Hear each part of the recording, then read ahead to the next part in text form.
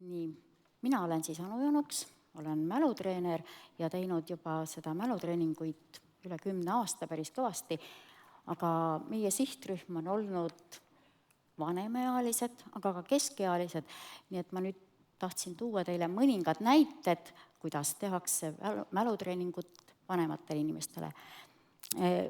Esindan nüüd MTÜ-d 65B, nagu siin öeldi, mis see 65B siis on. Kui koolilapsed käivad koolis ja on 5B, siis meie mõtlesime, et me oleme natuke vanematega, siis teeme 65B. Ja see 65B on siis mõeldud vanemaealiste arendavate tegevuste edendamiseks ja elluviimiseks, sealhulgas siis ka mälutreening, mälutreenerite koolitus ja mälutreeningute tegemine. Nii, ma püüan nüüd hästi kiiresti siin natukene teha, sest aega on vähe. Kas kõik said mingisuguse paberi omale ka kätte? Seda praegu olla. Milleks meil seda mälutreeningut üldse vaja on? See on kindlasti ainult iseendaga toime tulemiseks. Siin on nii palju nüüd räägitud täna sellest, et me peame ise hakkama saama ja vanemas eas on see palju tähtsam veel. Mulle väga meeldib doktor Jüri Enneti ütlemine, kuidas vanemas eas hästi hakkama saada. See on niisugune tore sõna nagu kõps. Ja mis seal veel on, see on ka üks mälutehnika võtte ja akronüüm, et kõik need esimesed tähed annavad see kõps ja seal iga tähe taga on oma sõna. Et hästi hakkama saada on kõigepealt ka kehaline aktiivsus. Õ on õppimine, P on puhkus ja S on suhtlemine. Ja kõik need kokku ongi ka mälutreeningus olemas. Aga ma ei tea, kas valgust ka veel saaks, et saalis võiks valgus olla, inimesed saavad vaadata. Mul on nüüd üks niisugune palve, et te saite need lehed ja seal on üks tore mees esimese lehel, vist on see nii. Miks mees? Sest kui me vaatame ka täna siin ringi, siis suurem osa on naisterahvad ja vanemate hulgas on ikkagi nii, et neid mehi jääb meil vähemaks, siis vaatame seda meest pildi pealt. Olge head ja vaadake seda pilti korraks ja püüdke see omale meelde jätta.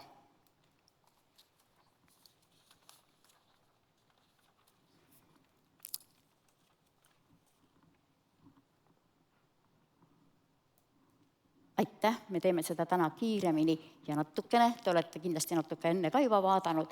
Ja nüüd on mul niisugune palve, et katke see pilt kinni ja püüdke vastata mõnele küsimusele, mis mina nüüd ütlen teile. Te kirjutage igaüks oma, või kes kirjutab, kes mõtleb, mis oli mehel käes.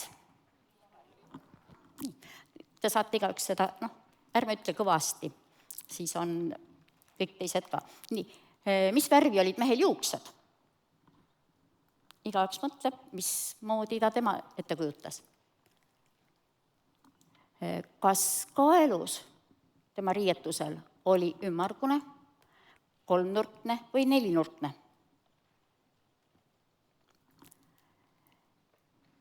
Mis värvi olid mehe püksid?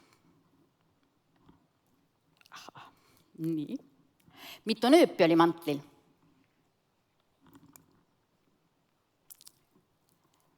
Mis värvi oli vihmavarju käepide? Ja kas mantlil oli näha vasak või parem tasku, mantlitasku? Minul on siinpool vasak tasku, siinpool parem tasku. Kui on. Aitäh! Te võite nüüd vaadata ja tuletage meelde, kuidas te vastasite, kuidas teil meelde jäi. Kas kõik oli õige? Ei olnud. Oli? Ei tulnud meelde. Nii, aitäh. Aga nüüd ma küsin, te saate kõike neid ise vaadata, aga mitu nööpi oli mantlil? 3. Nii, hästi, need olid 3. Kas kõik on nõus, et 3 oli? Ei olnud? 5. No mis me siis nüüd teeme? Ahaa, võt nii, see ongi nüüd esimene asi, ma saan meeles pidada seda, mida ma tähele panin. Kes luges ära, et seal oli 5 täppi, 5 nuppu, siis oli 5 nööpi. Temal on õigus, oli 5 nööpi. Kui mina küsisin mantlinööpe, siis osad nööbid olid väiksemad, 2 tükki ja all natukene suuremad. Nii, ja need suuremad nööbid olid, tema jättis meelde need, et need olid mantlinööbid. Väga tore, nii et mõlemil on õigus, ei saa öelda, et on üks või teine on vale, sest ma sain meeles pidada ja seda, kuidas ma sellele tähele panin.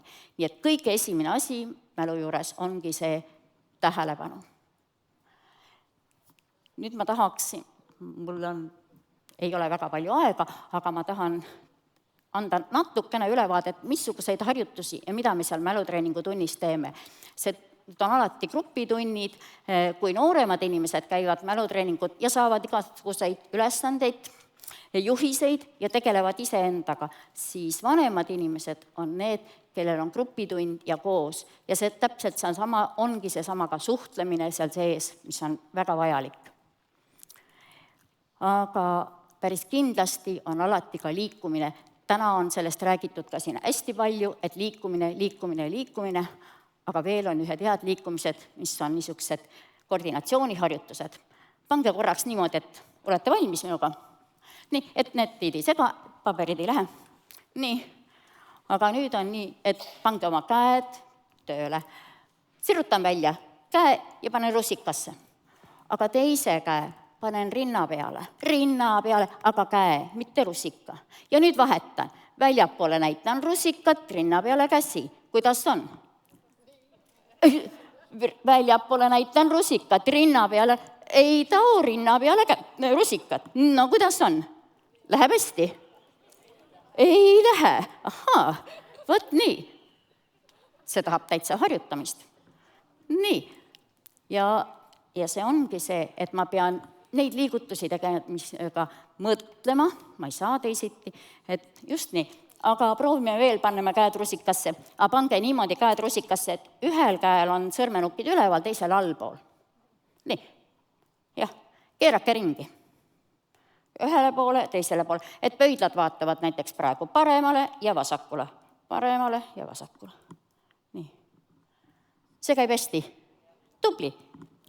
Nüüd, kui pöidlad on paremale, on pöidlad väljas. Kui keeran pöidlad vasakule, võtan pöidlad pihku. Ahaa, pöidlad väljas, pöidlad pihus. Nüüd käib hästi. Nii, nüüd iga pöördeaeg jalad ka käima, teevad sammu. Ahaa. Nii. Ahaa, kuidas käib? Tubli, te olete väga tublid.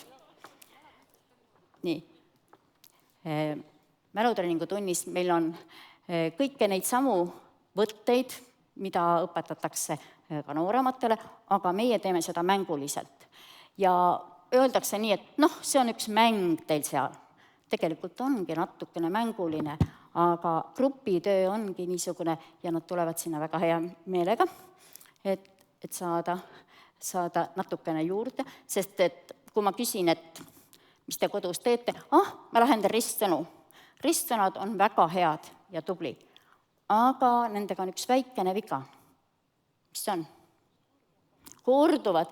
Mul on niisugused toredad prouad, kes ütlevad niimoodi, et käsi ei jõua nii kiiresti kirjutada, kui ma näen, mis sinna kirjutada tuleb. Ja need korduvad, aga mälutreeningu tunnis me lahendame igasuguseid erinevaid ülesandeid. Ma panin teile nüüd siia komplekti tegelikult nüüd erinevaid asju. Kui te nüüd võtate lahti, seal on üks niisugune tore tsirkuse pilt ja seal on terve tähestik. See tähendab jälle, et on tähelepanu leida sealt kõik need tähed üles. Ma arvan, et ma ei tea, kas me hakkame koos kõiki leidma, sest et minu meelest on aega väga vähe, aga kui ma nüüd küsin, kas keegi leiab üles sealt C-tähe,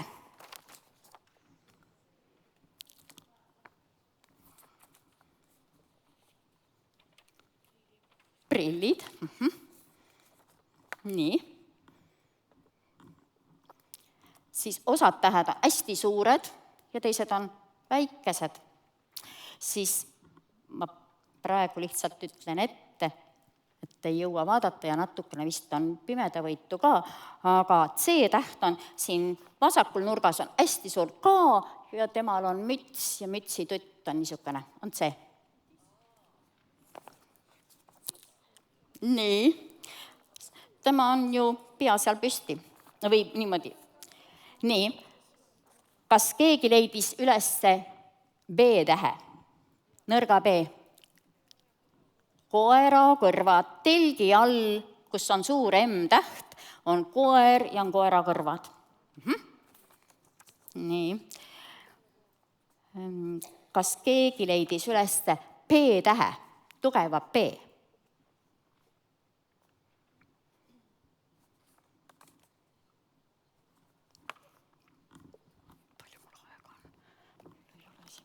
Nii, kus on P?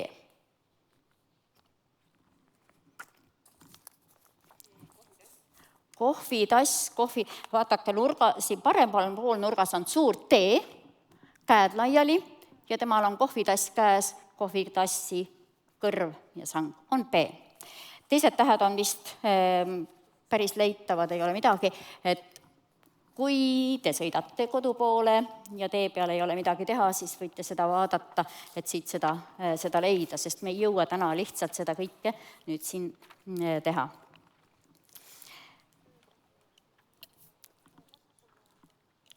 Nii. Mälutreeningu tunnis on tegelikult mitmesuguseid erinevaid ülesandeid ja kui me kasutame kõiki neid võtteid, näiteks kuidas mõõta numbrit, pikka numbrite jada, kuidas tuletada meelde inimese nime, kellega ma olen kohtunud või kuidas teda üldse meelde jätta, et kõik need võtted on olemas, aga see võtab päris palju aega, nii et mälutreeninguga saame need asjad kõik selgeks. Tähendab, numbritega on see lugu, et igalühel on neid vajalikke numbreid, mida nad peavad ju meelde jätma. Ja no kas või seda PIN-koodi ei saa ju kirjutada sinna pangakaardi peale, see peab meelde, seda ei tohi kuskil olla ja selleks on omad kindlad võtted. Ma võin praegu, teil on paberid, liiatsid ka, teeme ühe niisuguse lihtsa näite, te võite kirjutada selle numbri jada ülesse, mis ma praegu teile ütlen. Olete valmis? 16 numbrit tuleb. 6, 3, 1, 3, 1, 9, 4, 8, 2, 5, 1, 0, 2, 4, 7, 6. Saite 16 numbrit kirjutada. Ja nüüd kuulake seda legendi, kuidas mina tegelikult selle numbriada nagu meelde jätsin ja püüdke omale ka silma ette kujutada seda pilti. 63-aastane daam jalutab oma 13-aastase lapselapsega. Nad mööduvad koolimajast, kus vanaproua alustas õpinguid 1948. aastal. Nad lähevad õe sünnipäevale, mis on 25. oktoobril. Proual on jalas kingad number 24 ja nad lähevad majja number 76. Kui ma teen omale niisuguse legendi, omale vajalikust numbrist, on see siis PIN-kood, pangakonto number või mis iganes, siis seal sees kasutades väga naljakaid numbreid, mis on ainult minule tähtsad, mida ma kindlasti tean, siis saan ka selle numbri meelde jätta. Ma tahtsin teile veel kindlasti näidata ka mitmesuguseid sõrmeharjutusi, sest need on väga tähtsad ja vanemad inimesed saavad just istudes neid hästi teha. Pange palun käed, sõrmed lihtsalt niimoodi kokku. Nii, ja sõrmed ongi koos. Nüüd proovin lahti teha pöidlad, aga teised sõrmed on kõik koos. Nüüd teen selle nimetissõrme ja pika Peetri vahel, aga ainult selle. Nii, tuleb välja. Nii, nüüd läheme selle pika Peetri ja sõrmuse sõrme vahele. Teised sõrmed on kõik koos. Aha. Nii, ja nüüd siis viia selle väikse sõrme ja sõrmuse sõrme. Päris raske on. Ma pean mõtlema väga, kui ma niisugust harjutust teen. Seda sama võib ka teha ühe käega ja kõike, aga teil tuli ta väga hästi välja.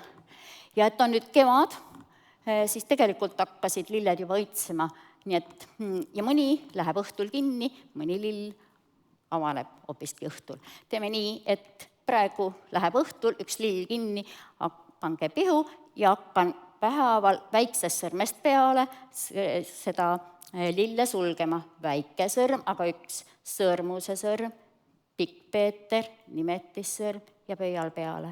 Hommikul vara läheb ta lahti, pöial läheb lahti, nimetissõrm, pikkpeeter, sõrmuse sõrm ja väike sõrm.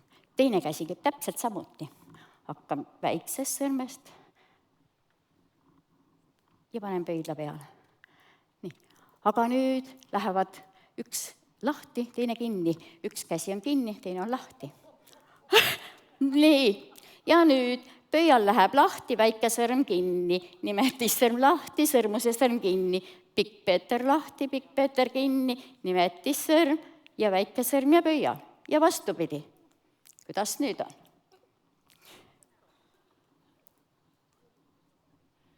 Väga hea. See nõuab väga suurt keskendumist tõesti ja need harjutused ongi niimoodi, et me igas tunnis tegelikult teeme niisuguse koordinatsiooniharjutusi ka. Nüüd on teil paberi peal seal üks niisugune tore rida, kus on palju numbreid ja nii. Väga tähtis on meil hakkama saamise juures see, et mida me peame tegema, et meil on keskendumine. Ja siin ongi, et vaataja pea meeles, missugune tingmärk siin tähistab igat numbrit ja märgi all olevatel ridadel need, millised numbrid ei ole tähistatud õigete märkidega. Proovige teha esimene rida.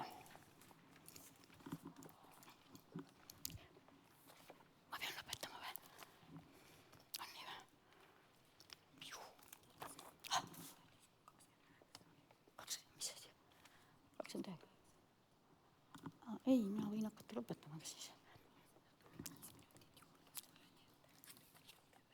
10 minutit, aga ma tahan varsti kohe siis seda ka. Jah, okei, siis teemegi nii.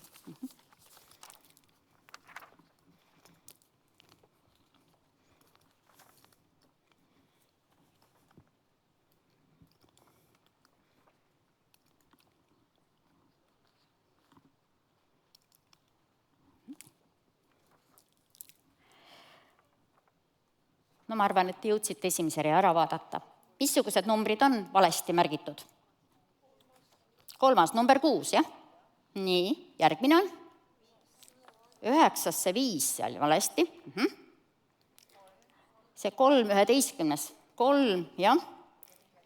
Ja 14, see number 1. Nii, kui te nüüd hästi pidasite meeles, siis jäi juba meelde, missuguse tingmärgiga ükski number on tähistatud, te pidite sellele keskenduma ja saate seda asja väga kenasti teha. Aga aitäh, aeg hakkab niimoodi minema, et me peame hakkama lõpetama, aga teate, niisugune lugu on, et mina tahaks taksoga minna.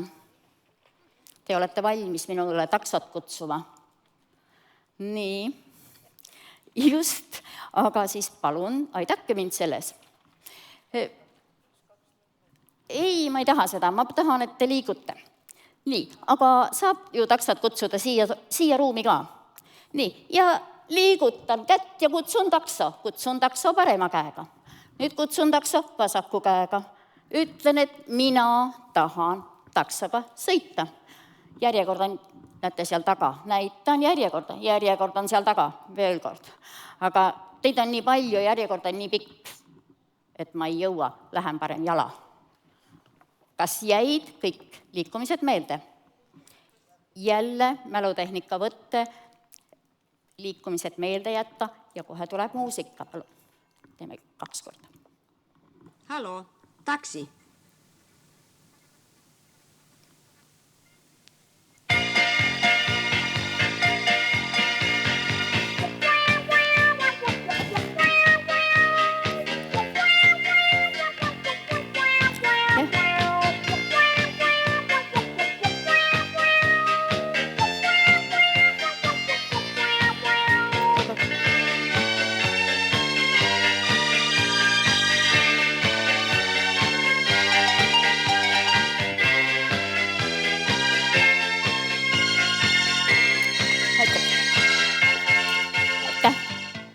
aitäh! See oli tore. Kui kellelgi on midagi küsida, siis... jah. Nii, aga aitäh teile, te olite väga tublid ja jõudsite kõik kenasti kaasa teha. Nii.